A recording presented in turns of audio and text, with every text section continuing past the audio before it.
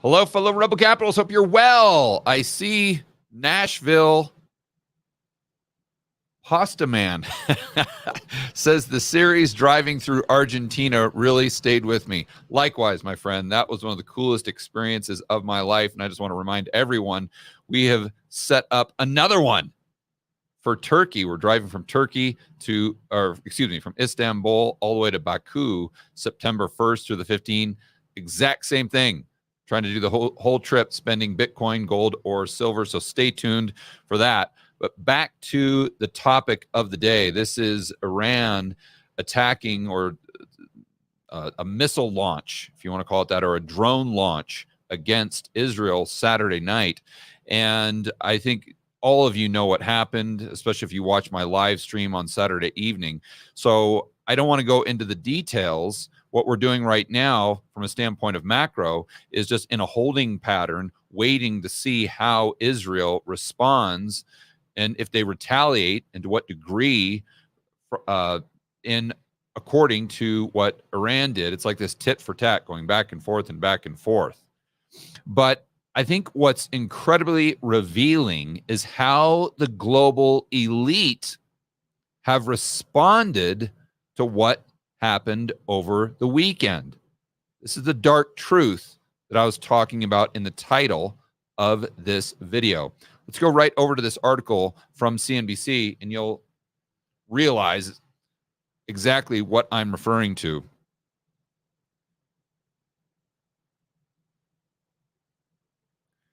So here we go. The title, Prelude to World War III. World leaders react to Iran's air attack against Israel. So what I want to focus on is world leaders react. In other words, what they're implying is that we're getting the thoughts from world leaders. We're getting their opinions. We're getting their ideas. But as you go down and you read their reactions, what you see is the complete opposite. We are not getting their ideas. We're getting a bunch of BS. We'll keep it YouTube friendly here for the kids listening. This is, and what irritates me so much about this is they lead you to believe that they really care about, they lead you to believe that they are authentic, when behind the scenes, they are the complete opposite. And it's so obvious if you just pay attention to what they say, how they say it, versus their actions, right? It's absolutely disgusting. And I can't believe people actually fall for this dog and pony show. Let me show you what I'm referring to. Key talking points. World leaders called for calm and utmost degree of restraint in the aftermath of Iran's large-scale air attacks on Israel. So again, when they say utmost degree of restraint, you assume they're paraphrasing, that they're taking the quotes, the ideas, the opinions of all these world leaders and kind of bunching them all together and saying, okay, what do most of these leaders have in common? What are the common denominators with the way they responded to what happened over the weekend?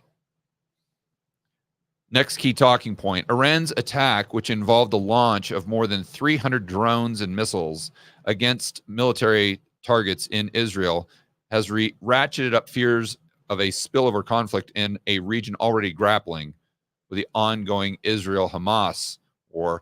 Biden said Saturday he strongly condemned Iran's unprecedented air attack. So again, the normie would read this and think to themselves, oh, wow, yeah, so that's exactly what Joe Biden thinks. If this is what he is saying, then obviously this is his opinion. And that's where the average Joe and Jane would be wrong.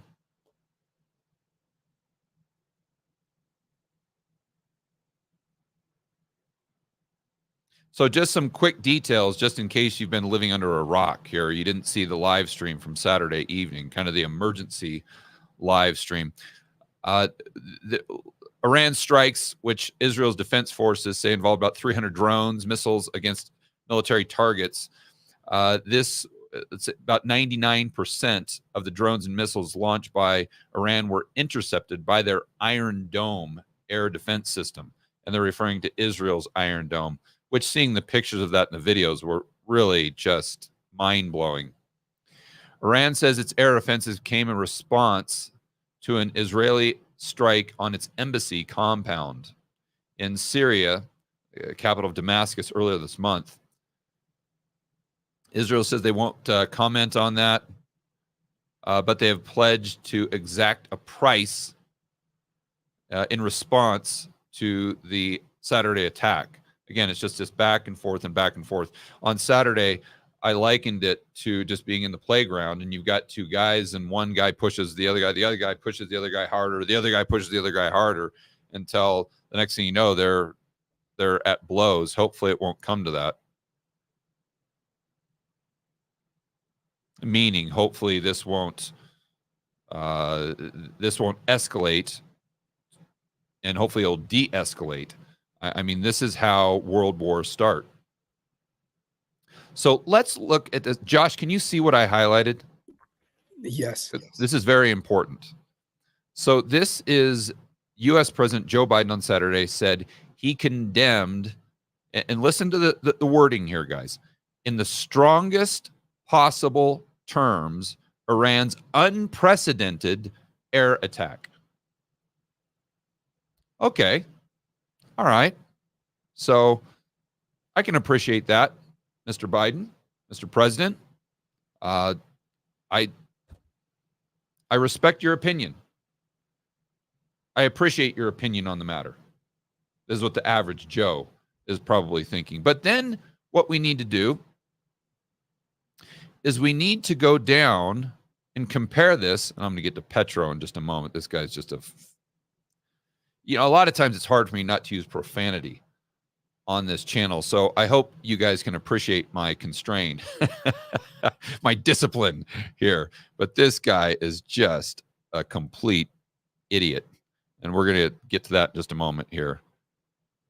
But now so again, I don't want to get off track here. So Biden says he condemned in the strongest possible terms Iran's unprecedented attack. You got that? It's almost worth writing it down. Why? Let's see what Sunak said in the UK. Because obviously he's a different person. He's a different human being. Therefore, he's going to have a different take, or maybe even a slightly different take. What is his quote? I condemn in the strongest terms the unprecedented attack. Wait a minute here. Is that a misprint? Because I thought that's exactly what Joe Biden said word for word. Huh. And, excuse me. This was Macron. I thought they went to Rishi next, and they actually went to Macron in France. So let's rewind here. I apologize. Again, Biden condemned in the strongest possible terms Iran's unprecedented attack. Macron condemned in strongest possible terms unprecedented attack. Rishi condemn in strongest possible terms Iran's attack. Looks like he forgot to say unprecedented. This is just, they are playing you for a fool. That's what these central planners are doing. They think that you're stupid enough to buy this. They think you're stupid enough to actually believe this is authentic or this is sincere. That's what pisses me off the most, if they just came out and just admitted, hey, this actually isn't what we believe at all, but this is just the BS we're telling you to sound politically correct, and we just got this from Klaus's PR team. So what happens is Klaus, and I'm using as a proxy for the people who are really pulling the strings, the politicians at the end of the day, most of them are just useful idiots. Or as my buddy Tom Woods says, they are the lizard people, like Hillary Clinton, that are just out to usurp power and control. They're the sociopaths, right? But what the sociopaths do, because they want to be elected, they all want to be on the same page, is like, oh my gosh, how do we respond to this? We can't give an original idea. Absolutely not. There's no way we can allow the public to know what we really believe, but we're going to tell them, we're going to lie to them, we're going to try to pull the wool over their eyes to get them to believe that this is truly authentic. But what they're really doing is calling up the PR team at the World Economic Forum and saying, hey, how do we respond to this? And, you know, you would think that however many millions of dollars Klaus is paying their PR team, and again, I'm just using him as a proxy, you would think that they would give, it would at least be hardworking enough to give each leader a slightly different script. But they don't even do that. Like, how lazy could you possibly be? Or is it just that they're sitting back in their retreats with all their hookers and cocaine, and they're literally laughing at how far they can, or what they can do, the extent to which they can deceive the general public, and to get the general public still goes along with it. Like, they have to be laughing at this. Like, they're sitting there, you know, in their sauna or whatever in Davos, and they're like, oh, remember that a couple months ago when Iran invaded Israel? Yeah, people wanted our response. And not only did we not give them a response, we just took a script and we all used the exact same words, and they bought it. Those fools, those idiots, those plebs in the real economy. And the mainstream media pushed it for us. How stupid are these people? In fact, next time, let's do something even more egregious just to see if they'll buy it, just to amuse ourselves next time we go to the country club, or next time we're flying on the private jet over to Epstein's Island. I mean, that's what we're dealing with here. And now and it's not just the central planners in the West. Absolutely not. Let's go down and look at what Saudi Arabia is saying. Saudi Arabia's foreign minister expressed, quote unquote, deep concern. Okay. And then he went on to X, Twitter, and said that he is calling for all parties to exercise the utmost levels of restraint. All right. Seems reasonable. Thank you very much, Mr. Saudi Arabia Foreign Minister. But then we go down and let's look at what Egypt said. Well, look at this. Maybe it's another misprint. They expressed, quote unquote, deep concern and called for the utmost degree of restraint. Literally word for word. Word for word.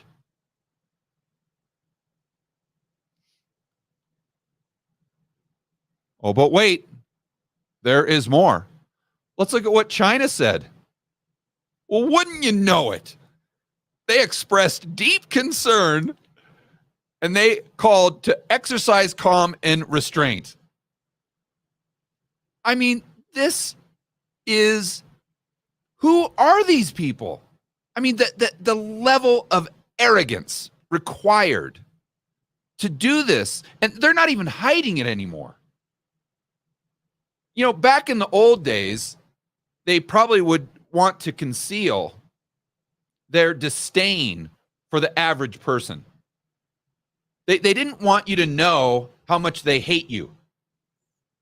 They didn't want you to know how much they disrespect you or the lack of respect they have for you.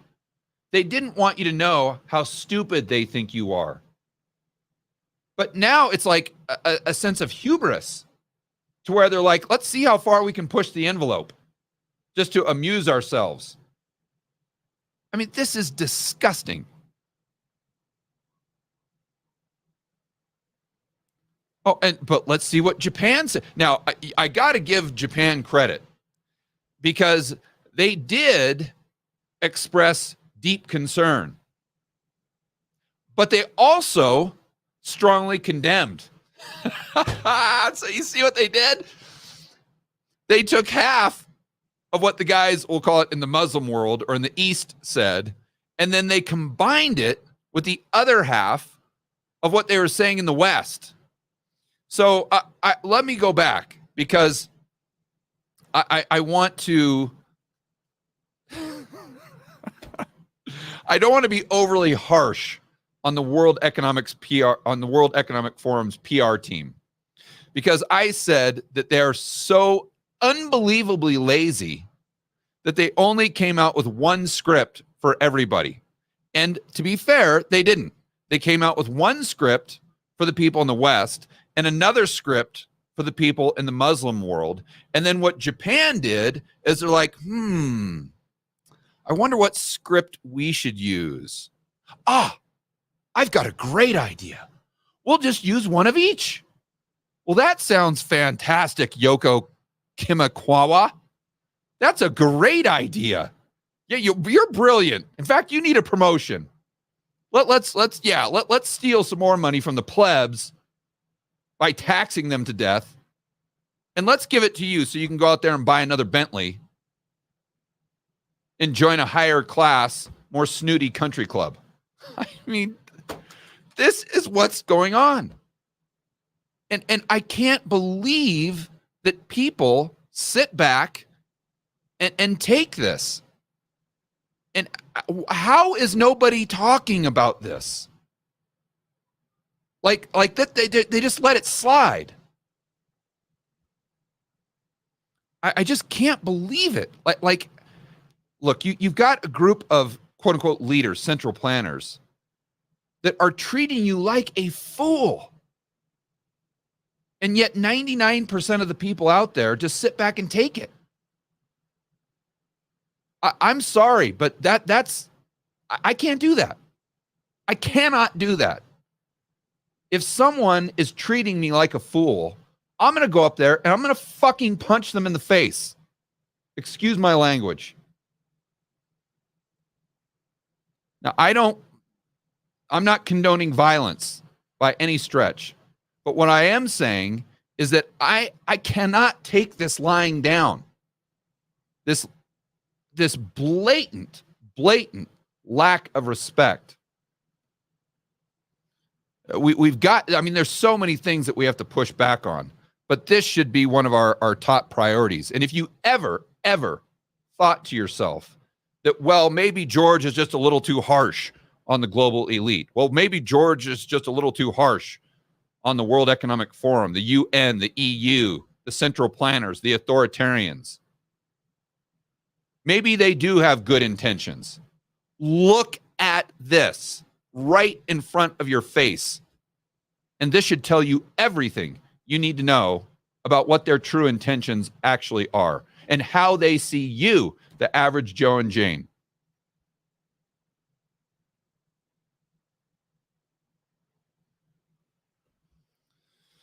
All right, guys, enjoy the rest of your afternoon. As always, make sure that you're standing up for freedom, liberty, free market capitalism, and push back against these disgusting human beings. And if you want to join together as a group to push back, I suggest you go to rebelcapitalistlive.com. We're going to be talking a lot about this And if you think I'm pissed off now, just wait till you hear me speak there. You can get your tickets at rebelcapitalistlive.com, and we'll see you on the next video.